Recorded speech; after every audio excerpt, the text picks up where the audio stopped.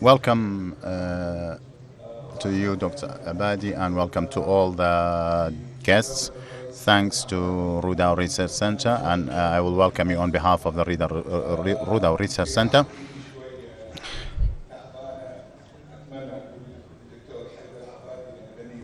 I don't need to introduce you because you are well known, and I'm really happy to be here, to have you in Erbil, and I'm happy to receive you in the Erbil Forum.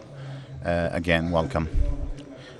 I think my task today is not very easy, so we because you were ruling Iraq during a very turbulent time after the new Iraq and after the disposition of Iraq of Saddam Hussein. So Dr. Abadi and the era he ruled Iraq, he wanted to be transformative and reforming. Because you mentioned that in reforms the figures changed, but unfortunately because of many factors, these attempts were not without problems, particularly related to his identity.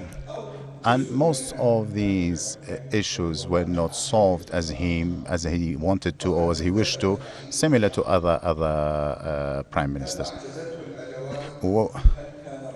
Was he a victim of plotting of enemies or rivalry brothers, or whether he was hesitant that he will not be able to cross the road lines? In some gestures he did not cross the red lines, but in some others he crossed the red lines, particularly after the referendum, the Kurdistani referendum. Did all of these events affect his vision? And as he was also accused, did he lose most opportunity, particularly the opportunity to reform within the years he ruled? Or did Dr. Abadi lost or reform opportunities during a very important time? I would leave him to answer these questions. And of course, we will have a direct questions. Again, welcome, Dr. Haider Abadi. Please go ahead. My first question. The latest elections, we went into election and one side won the election, and they wanted to form a government, a national government, without any sectarian dimension. And this was the first time in the new era the government was not formed, and the winner withdrew in its attempt to why this movement was failed. I want you to be really frank and honest with us, because not much left in our political life, so that I think the voters and the history demands us to be honest. In the name of Almighty God, thank you very much. I'm not here to defend my previous decisions and my previous positions. I think that all the decisions I made were very clear, probably not clear to others. I had a clear intention, which was the national interest. I can also defend any of those decisions. What you mentioned, that I had an opportunity, but we were dealing with many factors. For example, the Constitution was asking me to do something, and I was not able to do on the contrary. So I am a very honest man. I don't. I have fear of my principles. I'm jealous of my principles. I don't want to betray them. So I wanted to hear people to demand me to change the constitution and accept the referendum. I wanted people to demand this, to demand reform, so that I can. So we did. We had a popular protest in different governments, in thousands, not in millions. So I did not get a popular demand that I wanted to. I needed a popular demand, or in a referendum or any form. So all these happened during the 1 year in my term, and Daesh was at large. Fallujah was under the control of Daesh. Daesh stayed a threat until we liberated Mosul. The Daesh is a very strong international terrorist organization. So even if you have a victory over the Daesh, you need to strengthen this victory. Otherwise, it will remain a continuous threat. I think the 2021 elections was a surprise, and not many people expected these results. There were of course questions of the integrity of the elections, and the international community thought that it was an honest and transparent election. But I was surprised by this verdict as well. So international organizations said so, but so you say that it was not very transparent, but with integrity, but probably it was clearer than other elections before that. There were many problems with the elections that were not explained and difficult to explain. There are a number of principles, and these principles were set in 2005, and these were all based on consensus. And this consensual constitution became a constraint in 2020, or barrier in 2021. For example, the 2/3 requirement of the Council of Representatives was a barrier to elect the president. So probably the result, the process was stopped by this. Those people who established the constitution wanted to avoid dictatorship or tyrannical rule by one man or by one party, because we have all experience with the Ba'athist party and killing people and taking control of everything. So that's why they put up these constitutional principles in order to avoid that. So we thought that any reform should start with a constitution. So we should not also measure constitutions based on our own measurements. We have to base it on the measurements and the criteria of the country. The country requires certain things. We need to base our thought on that. I was talking with President Masoud Barzani. I said that we all have different vision, and every force talks about its vision. But the country requires a unified vision. And we need the peoples who want to bring this vision out, to flesh this vision out. If you cannot do that, probably the future will not be as pleasant as we wish for. I'm talking about economy, let's say. We have real problems when it comes to finance and economy. So you mentioned that the constitution was the main constraint in government formation. I think the withdrawal of Sadrist movement had a vision. They had a vision, and they wanted to form the government. They had a coalition. They created coalition, but when they did not succeed, then they withdrew from the political process. This was a political decision by a political movement. Yes, I think the basic constraint was posed by the constitution. So the government is formed now, led by Prime Minister Soudani. So the Iraqis are expecting the solution for very complicated issues, take it from security, from the government, from the governance system. We have a problem in the governance system, not the government itself. So the pressing question that we hear, are we facing a transitional government? Every 3 years we spend millions of dollars, and the country moves from one struggle to another. So what is your readings on the governments after a few months of taking this term? I want to be as objective as possible, because from my review of the government, so far the government has not stuck to the deadlines that have set, similar to the previous government, including your own government.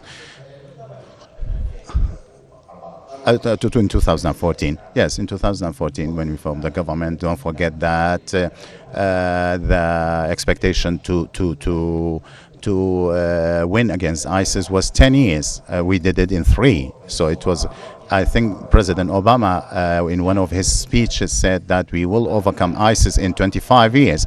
This is a President of the United States statement, not anybody else's. So Daesh is still exists in Makhmur, in Hawija, in they come and go. They change their tactics, though. I think eliminating ISIS in this speedy manner was a mistake by you and by Obama. You wanted to use this for election purposes, for electoral purposes. You wanted a speedy victory rather than elimination of Daesh as a ideology. Yes, Daesh as ideology still exists. You cannot overcome ideology with guns. We can stop criminal activities. So that's what we did. We overcome militarily ISIS because we stopped ISIS from beheading people.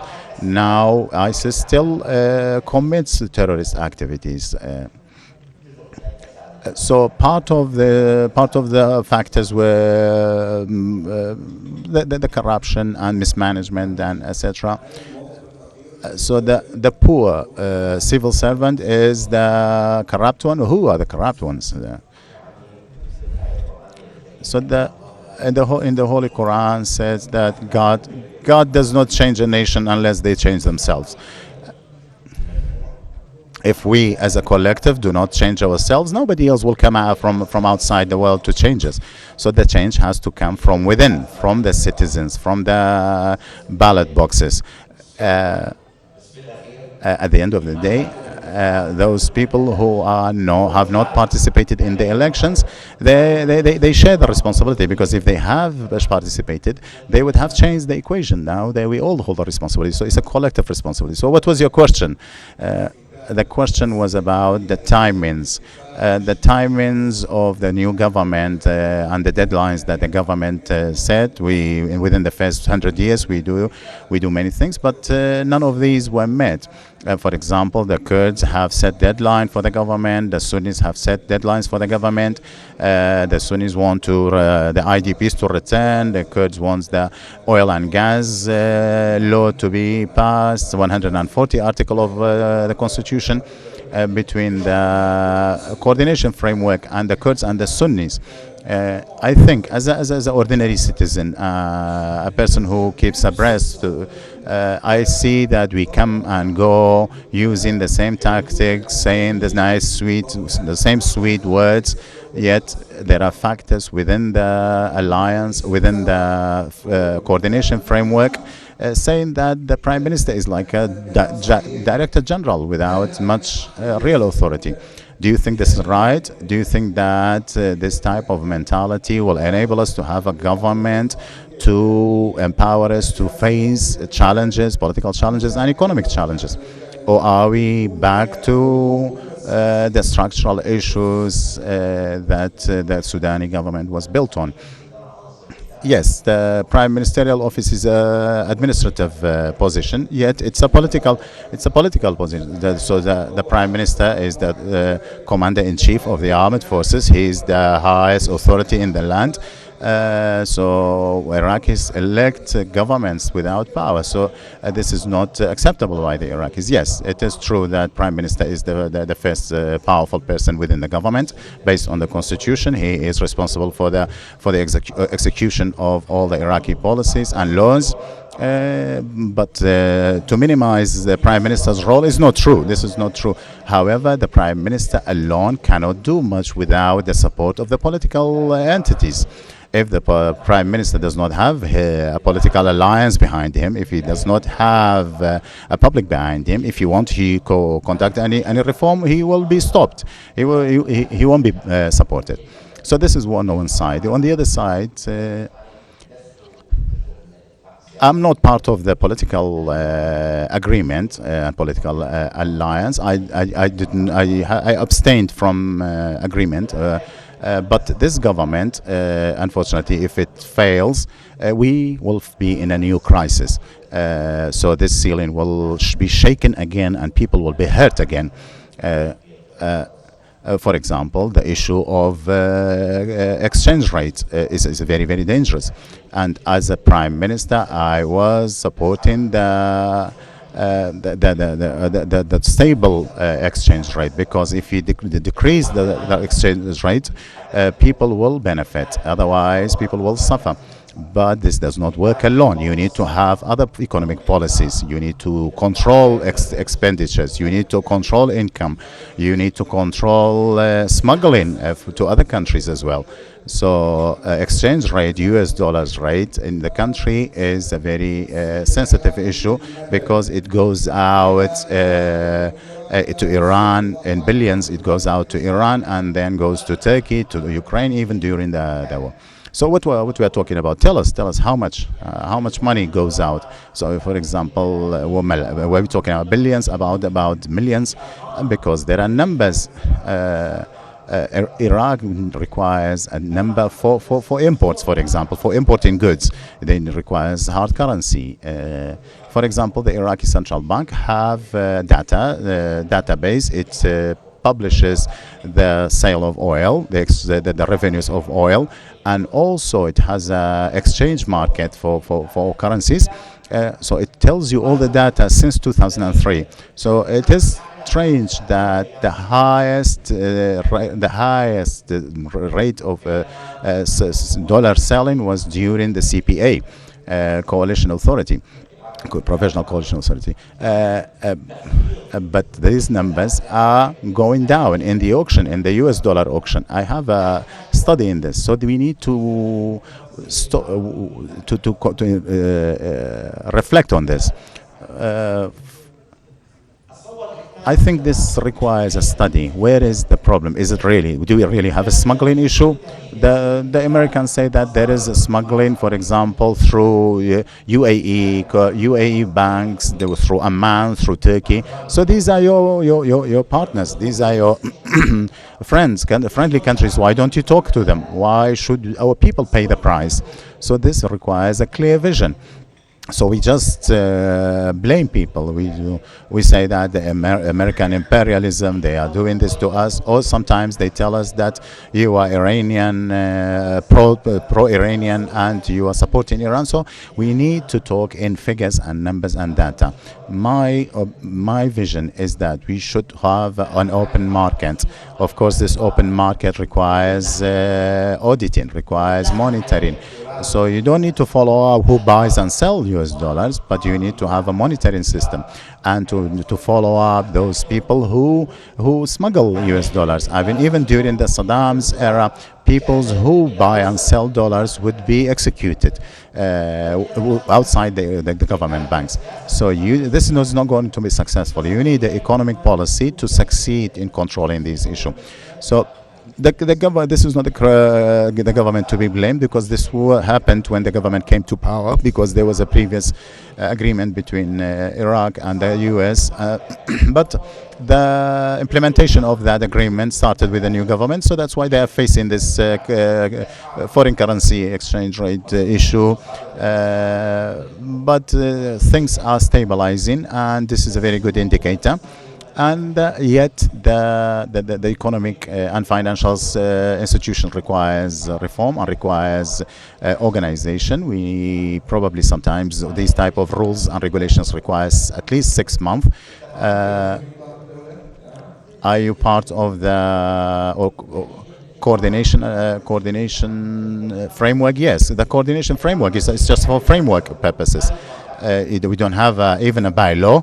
It's not an authority to government authority. No, we just have created an alliance for coordination. And yet I did not vote for the government. I did not agree on the formation of the government. Yet I'm within the alliance. So we should not abandon the political agreements that was reached before the formation of the government. That's what I'm critical of.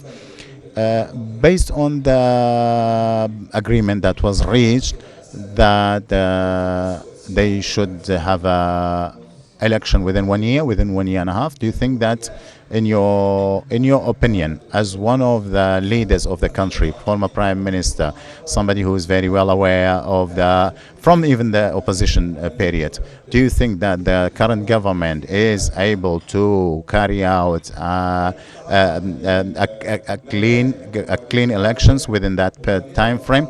Because we are really fed up with the sniper governments, with the transitional governments. We don't want to keep the rest of our lives under the rule of transitional governments. Yes, I think the last two governments only lasted 1 year, 1 year to 2 years.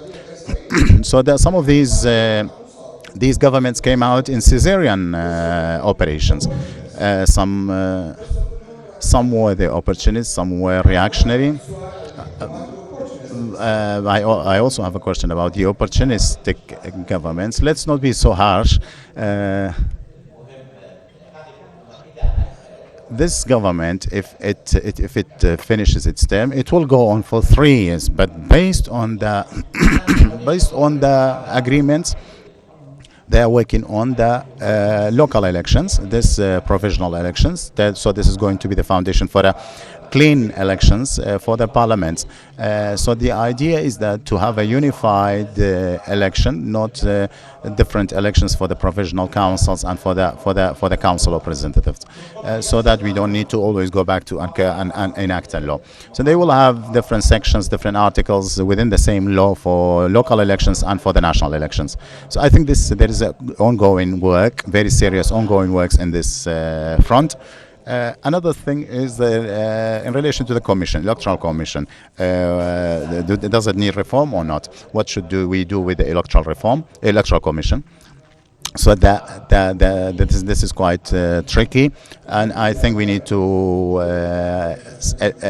select new commissioners. Yet the new commissioners will be either Sunnis, Kurds, Shia, or it will be the same, the repetition it will repeat the same experience from the previous commission. So what is going to be new? Who guarantees that the new commission will be better than the previous one? We have, for example, we have been through many stages in electoral commission in relation to election commissions. So there were a number of changes, number of laws passed in relation to the commission of electoral commission. As another stage, it was given to the judiciary to manage the election, the last one. The Judicial Council was not happy about this. They thought that this is a mistake. We should not involve judges in administration of elections, because judges should be independent adjudicators, not be involved in electoral. So this is a politicization of judiciary. And then sometimes this can also be challenged legally from a legal point. So there is another suggestion that we will have, for example, electronic votings, and then we have a committee to review these electoral ballots, and then they will come up with a number of commissioners that meet. They will have a short list of the commissioners that meet the requirements. So this short list will be either given to the parliament to endorse it, or the established committee will select the commissioners with the spare or auxiliary commissioners. So the parliament can endorse or approve. So there is a difference between endorsement and approval. So this is a new thing. I think if we succeed, we will have a much more professional and acceptable commission. So that at the end of the day, should we get independent persons to be commissioners, or do we need to get a mixture of political representatives, or political parties representatives, and independents to watch each other? So if we succeed in the provisional council elections, then we will move towards the national election. There is a big problem. So what is we need to realize that the participation rate need to be increased, because based on the figures that have been published, that the turnout was much lower than the official figures. But there are some certain elements that they say this is the right one, but that the right figures is much lower than what is published even in Kurdistan. So even if it is true, what is stated, 9.5 million out of 25 voters. 25 people with the right to vote. So only 4 million people voted, and their voted was valid, because others were the voters turned out to be invalid. So that this is not a representative. This is not a true democracy. So there is a problem. There is deficiency. We need to solve it. The first one, how to encourage and incentivize the citizens to vote, because one of the criticism of the commission is that they did not work to give incentives to participate in the election and make the necessary facilitation for the high turnout.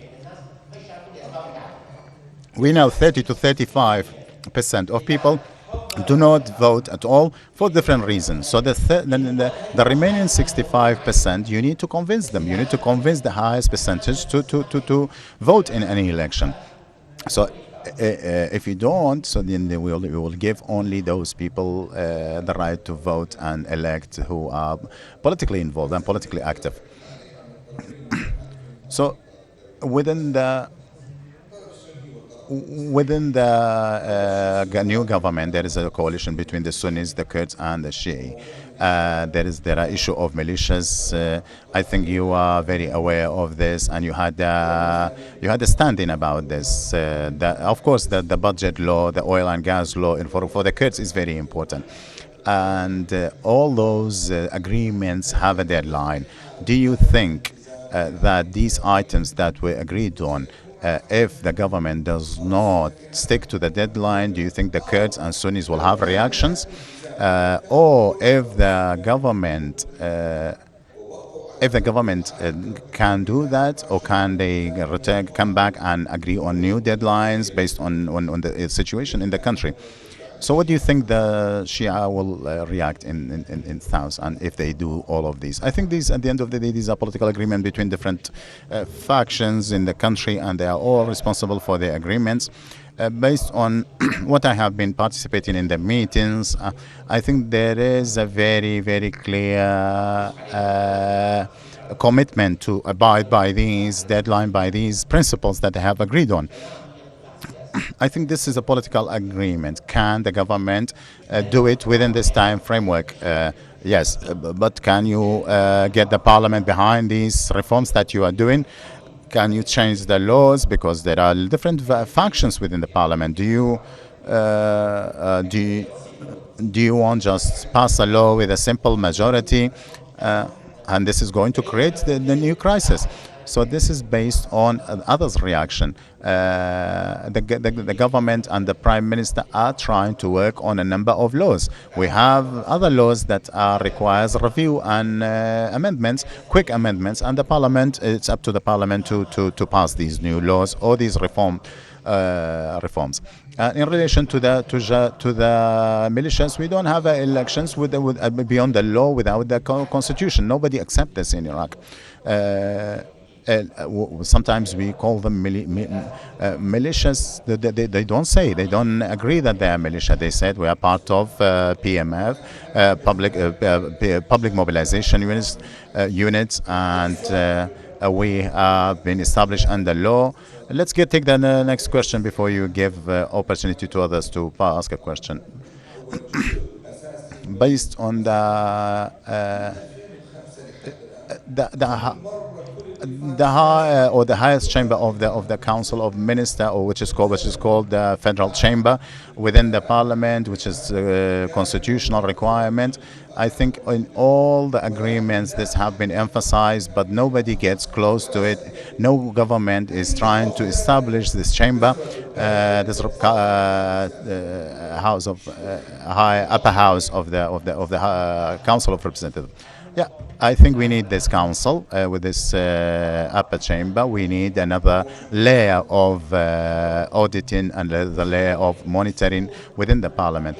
But the problem is that the constitution does not flesh out the characteristics of this council. It tells us establish it by law.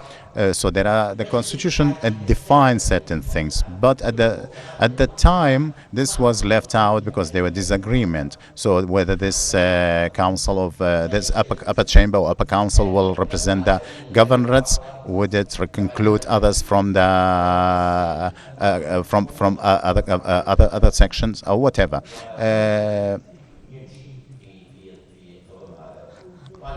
I think this is very important, and I think I am supportive of the enactment of the federal upper council, so that we will have a better auditing and review of the laws and implementation of the law.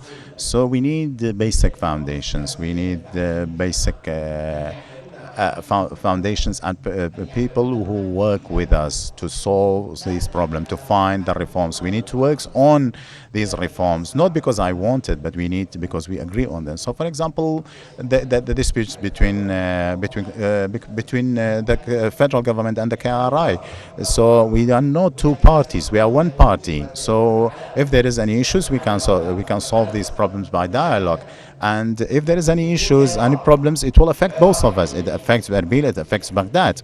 And our public is not satisfied of this. So we need to satisfy the public by solving the basic problems, because we have political problems, we have structural problems, we have economic problems, we have problem of corruption, which is called, I call it constitutional corruption, which is very difficult to combat.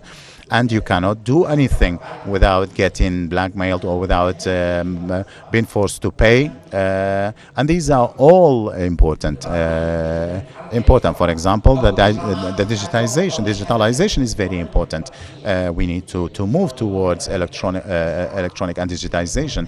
So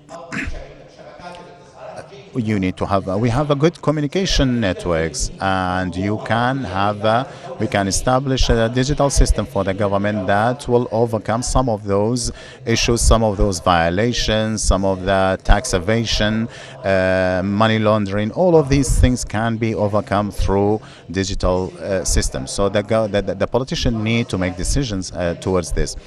I know that the political system should not be allowed to fall. We need to protect the political system by the international community. It is protected, but it will always subject to ups and downs, to deterioration. If the government cannot do much, then this prime minister will go, and then he has to leave. Another one has to come. I thank you very much.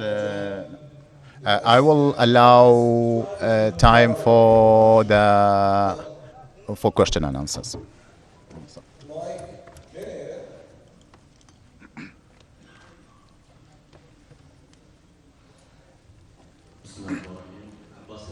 Abbas Al-Amr, I introduce myself as Secretary General of the Coalition of State Management or Administration. You haven't you interrupted the doctor many times. You haven't let him to talk. He's my professor. I wish I had done that. Thank you for Dr. Abadi. Really, it's the most important opportunity. He was the most important opportunity that Iraqis did not seize. Regarding the agreement, I give you 2 minutes. 2 minutes. Don't say that you're Secretary General, but don't interrupt me.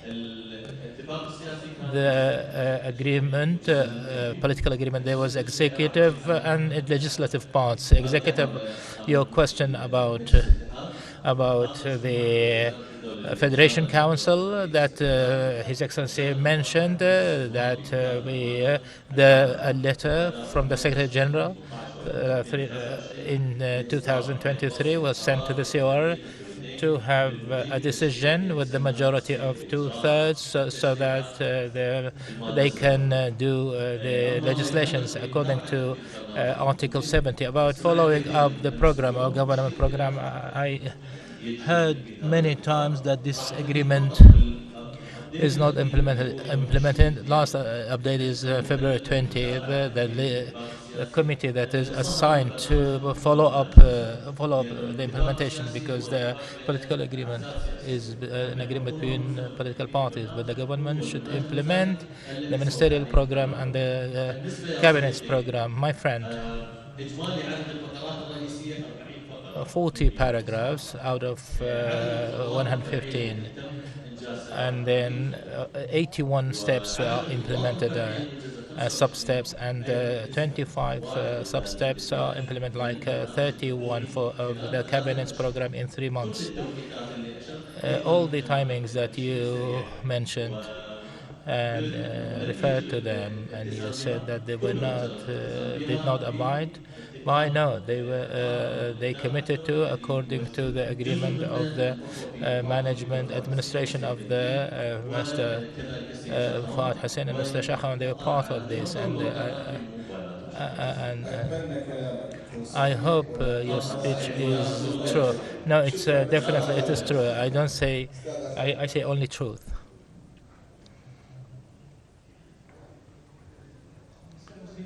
Good evening, Mr. President.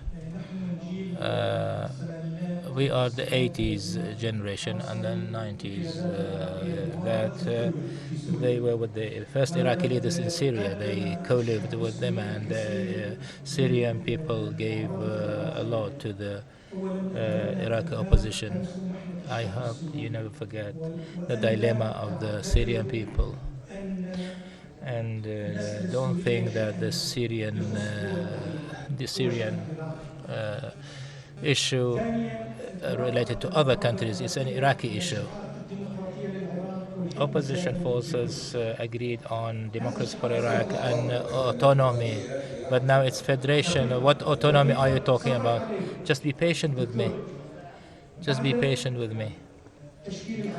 After the formation of the new Iraq, this old motto didn't come out of blue. There, there isn't any democratic, successful democratic experience that is not federal. It should be federal. Any successful democratic experience, you as Iraqi politicians understand the relationship, crucial relationship between democracy and federation. How aware you are the success of federation is a success for you. Success of federalism is success for Iraq. We, as the countries of this area, Mr. President, we as people of this area, we all Iraq. We depend on Iraq and we bet on the Iraqi experience. Please make the federal democratic experience of Iraq a success, so that to benefit the Islamic and Arab nations, also the other Arab nations.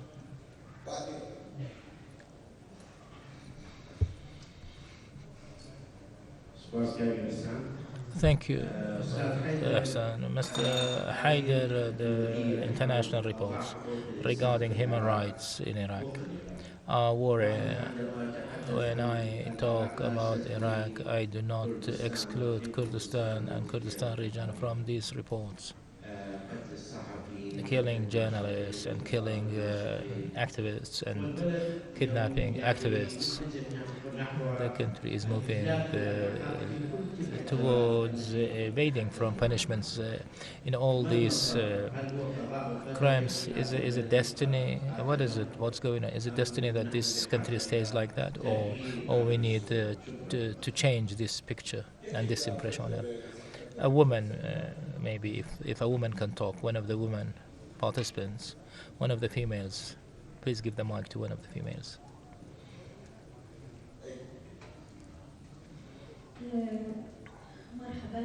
Hello, Dr. Shonam Yahya from the Democratic Research Center, Arab Democratic Center in Berlin. Mr. Haider Abadi, the country that had been under dictatorship for more than 24 years and ended in 2003 for democratic building, but after 20 years of the liberation of Iraq from dictatorship, we've seen more conflicts, more sectarian and religious and ethnic conflicts, and also killing has increased. People were displaced because of fear of killing and kidnapping and appearance of gangs and terrorism in the absence of a strong and real state, and competition on positions and wealth, and not competition on serving people, and also lack of transparency and corruption among Iraqis, and also other people of the previous regime cooperated with Daesh to revenge. People now are living in fear, and when they ask for their rights, the state will describe them that they are a threat of the national security. Your question, please. Your question. What can we do to get rid of this pandemic? Getting rid of any parliamentarian system that is close to the parties and away. Your question, not comment, please. Mr. Abadi, you said that constitution will guarantee the rights of the people, but I see that the constitution cannot guarantee the rights of people in today's Iraq. Here on this side of the room, if we can have another question.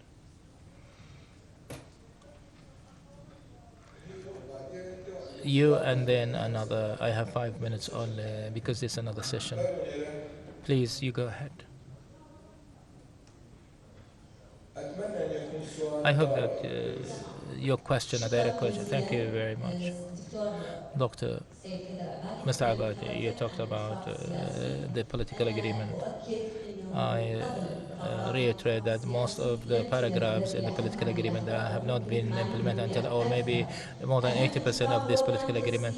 The most important agreement was to hand over the security to the Ministry of Interior, to the police in the governorates. And a while ago, I asked Mr. Minister of Interior and whether this is achieved. Minister of Interior said we are still working in the three southern governorates, and this 4 months passed after the agreement. So we have to achieve. We need 2 years to only finish the southern governorates, and this agreement ends. This mistrust you mentioned, the problem now, 4 million participants in the elections. The problem is from the commission or election commission. It's not election commission. It's that politicians they do not implement the agreements because Sunnis, Kurds, and Shias they think that they are not real partners in this country, in this state, because the Shia majority they rule, and they rule with majority and not with an agreement or with consensus. Thank you. So that I can give time to my question to Mr. Abadi. For the election law, I asked you in the past to change the law to law that multi-constituency, and new law was passed, and now working in COR because the ITAR is asking to change the law and return it to the previous law. That was this. I mean, I put a question mark here. What is your comment on this?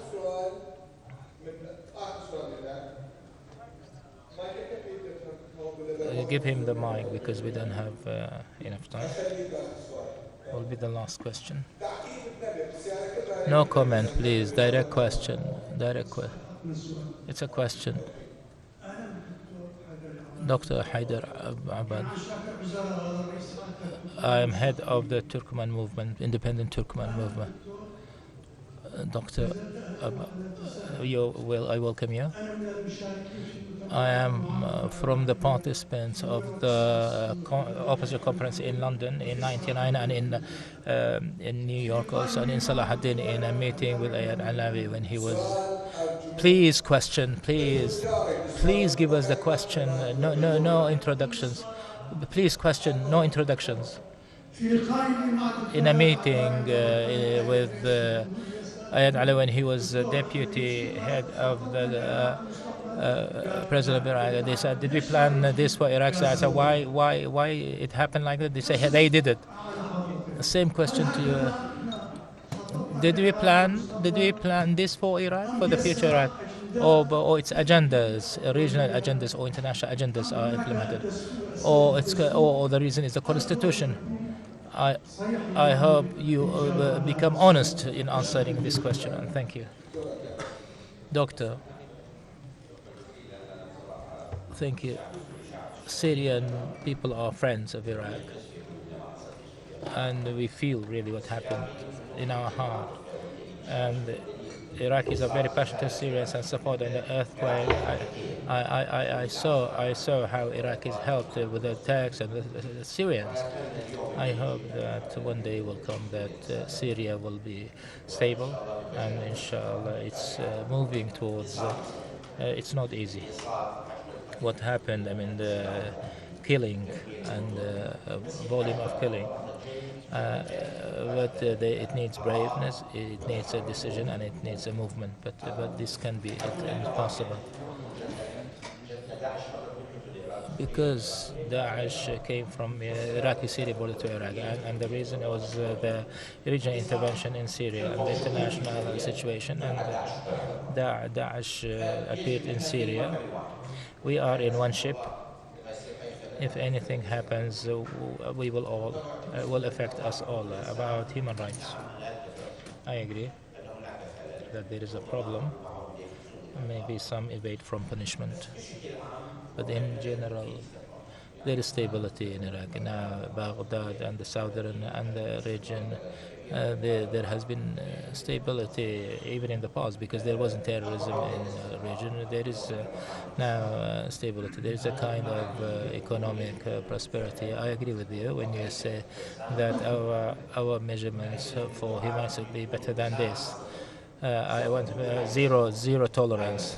We don't say this is allowed and this is not allowed. Any violation, we should have zero tolerance to any violation. But this needs institutions. If the institutions are because parties are not neutral, but the government institutions should be independent. Parties, please do not try to control institutions, even if the institution works correctly. But if the party controls it, will not work. So institutions, government institutions, should not be controlled by parties. I haven't seen many citizens asking their rights, and they're accused of national security. But in Iraq, we have freedom without responsibility, because with any freedom, there is responsibility. America is a superpower. They were saying, "We'll come to Iraq." I don't know what they do, but I found out they don't have any plans. They don't. They want. They do not want. They opened the door for all this terrorism, and they made Iraq a sponge, absorbing all the terrorism. In 20 years, they haven't achieved. Maybe the government has not achieved, but look at it. What happened? Qaeda controlled many cities. Then Daesh controlled many other cities, and the immigrant. 10 دقائق تجاوزت 10 دقائق فقط دقيقتين. Everybody accuses the other. I'm talking about Sunnis, Kurds, and Shias.